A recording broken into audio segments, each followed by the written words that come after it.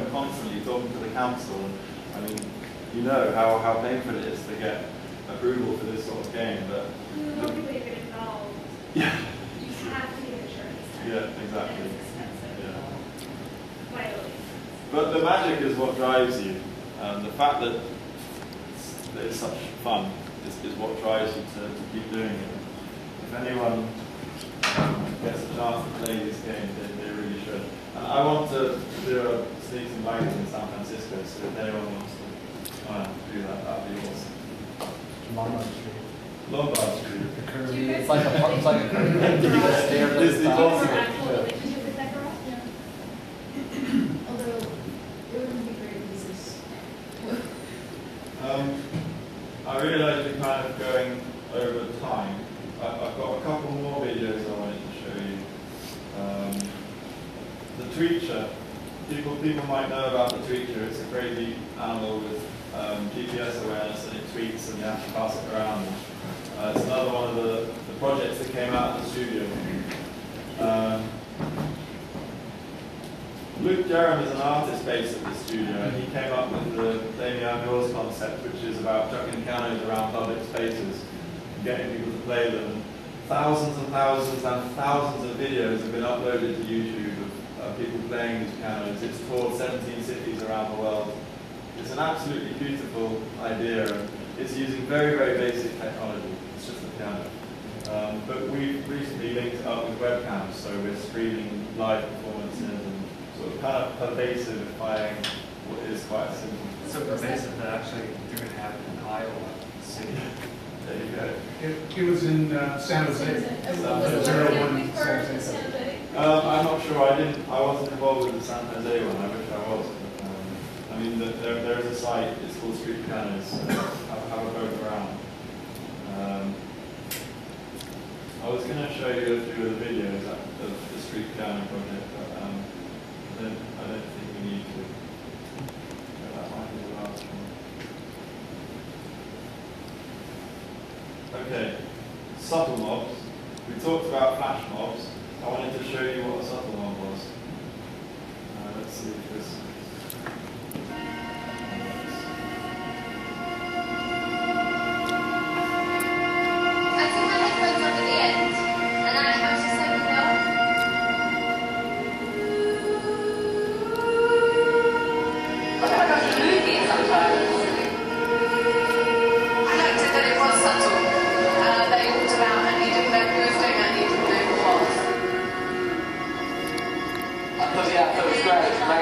Moments that made me cry, there were reasons I was crying. At the beginning, it was quite nice to walk around and see these little headphones in people's ears and just go, oh, I think they like it. So you see everyone's got their headphones on. The thing with subtle mobs is, again, encourage people to go around in pairs, and there's often a narrative to the audio piece that encourages people to do things like lean on the wall. And the magic thing about the subtle mob is that it is really subtle, but then when you see 100 people just all doing this, and then you realise who else is part of this performance with you. The other 200 people in the square are sort of not quite sure what's going on. And it's these magic moments of where you're not quite sure what's happening. The Pervasive Media Studio is all about creating those magic moments. And the technology behind the scenes is sort of unimportant. It's about creating those bizarre magic moments. That one, does everybody have to like hit play? So with this one, yeah, everybody has to play at exactly the same time. You might remember I mentioned that we do learning and training, and we ran an amazing week for the BBC a few weeks ago. The BBC, one of the world's most respected broadcast institutions, and they're moving half their operation up to Manchester. They're spending £500 million doing it or something, and they hired us to run a workshop to design an experience for visitors to this new site. So we ran a week-long sort of brainstorming exercise. We played games, we played like paparazzi, and we did a subtle mob which is called Wondermart, and anybody can download this this piece of audio. You can do it. You do it in pairs. So Wondermart, it's called. You download the audio, 2 bits of audio because they're ever so slightly different. So you and your partner go to the supermarket, you press play at the same time, and then just some really cool stuff happens. And you just wander around the supermarket listening to the narrative, and you do things, and I don't want to ruin it. I'd really love it if some of you could do that because it's a great piece. And I think the message I want to convey is that the technology here is really basic, and the experience is really powerful. I'm going to just go back to the slides. I think Calvium perhaps are the company that are doing the most kind of technical stuff at the moment. So it's not that the Pervasive Media Studio is purely low-tech, because it's not. They're doing some really fantastic, innovative stuff there, and being groundbreaking is what the studio is about. I will move on. Hopefully you saw some videos. It did, they worked, which I'm happy about. So the PM Studio going forwards, ultimately we want to be producing groundbreaking work, and at the moment that's happening because we do still have a revenue stream, and the commercial interest is building as well, which is fantastic. Working with people like O2, which is a big cell phone carrier over there. Learning and education, that's partly where thoughtden come in.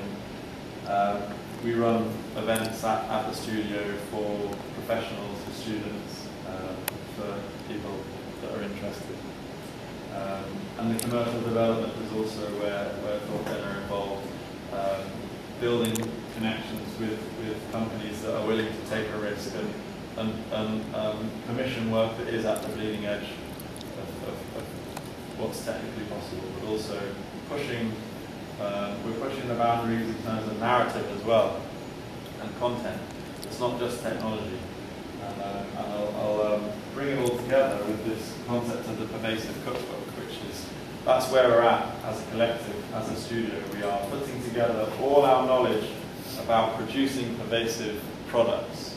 So whether that's an augmented reality game that advertises the new Sherlock Holmes movie, or whether it's right down onto a micro level like a subtle mod that's commissioned by the Japanese government.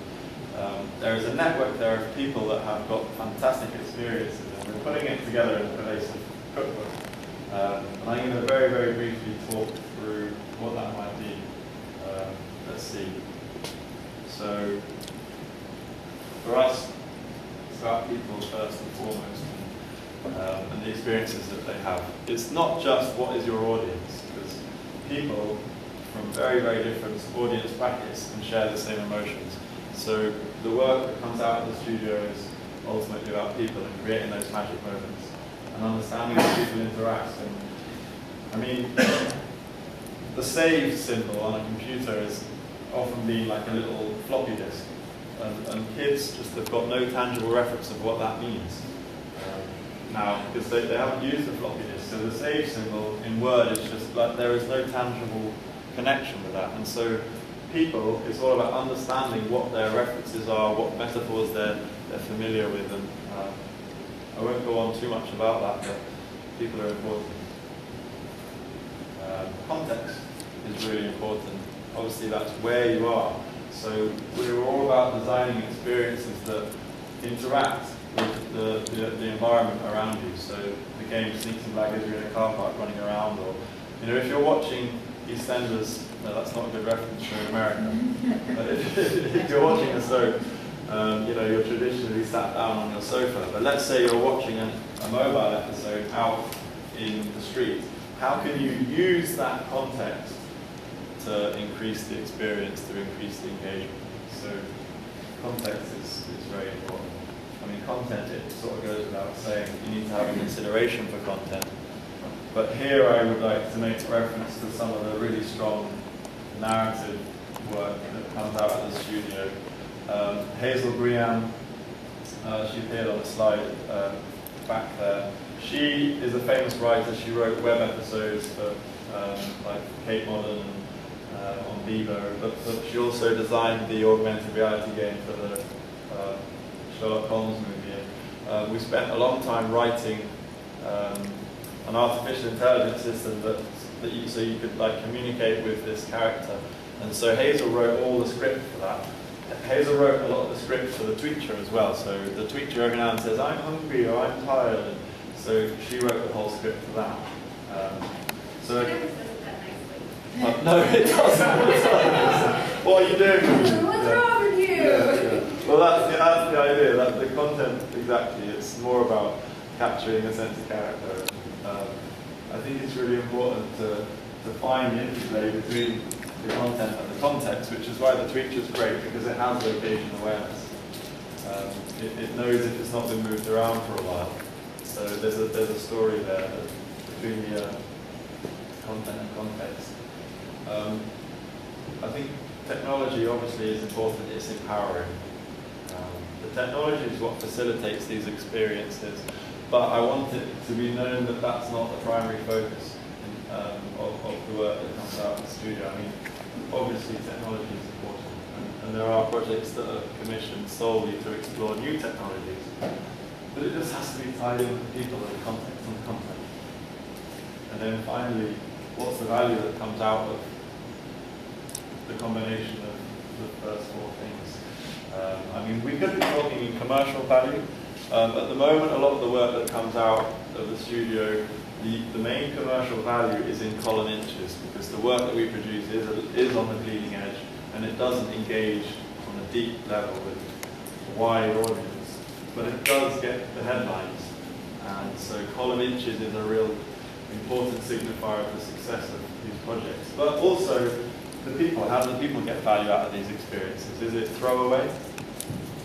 Or is it something that's more profound? And I speak to myself when I say, I mean, hopefully other people share that, but playing games like those that come out of Play and IGFest, that really did change the way I looked at life and play. We learned by play, getting out, exploring cities in different ways. I played Journey to the Center of the Night in San Francisco a few weeks ago. That's good. It was fantastic, and it was just a great opportunity. Did you go into Catherine's flat? No, blackjack dealer. Brilliant. You must have met about 400 people. We actually counted about 300. Wow. Well, Catherine's house was set up as a kind of bankroll casino, and there were lasers and myths, and you had to play poker. Oh, it wasn't poker. It was blackjack. But it was really nice to have quite an intimate moment, because the rest of the city was the landscape. But yeah, for a tourist to your wonderful city, it was a great way to get to know it in more detail.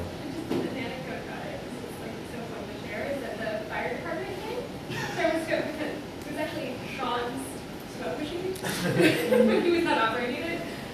We had too much smoke happening because in order to see the lasers, which were triggering the sensors or the alarms, the fire department came once, and they were like, "Okay, stop putting up so much smoke, okay?" Like, and then they had to come up again, and they were really cool.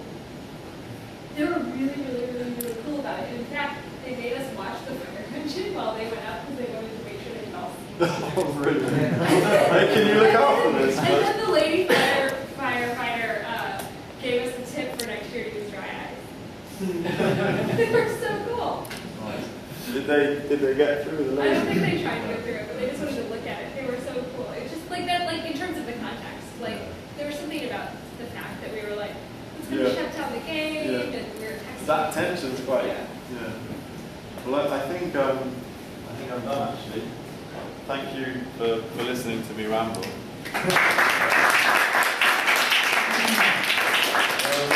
But please, yeah, ask the question. We probably have time for one question. Okay, sorry. Okay, I think it's a good one. Sarah. What's the format of the cookbook? I mean, you talk about what's in it. Is True. it Okay, digital? good. Do they? Good. We're hoping to do a printed version, yes, so you can buy it. But, Is there a timeline for that? there is a timeline, but I don't think we're sticking to it. Yeah, it will all be in digital format over the next few weeks, so it's happening now. I don't think you should expect to see the book before Christmas. I think it'll be a spring project. I think. Well, that's quick for a book. Yeah. Well, we've done the workshopping and the thinking, and now it's the process of turning it into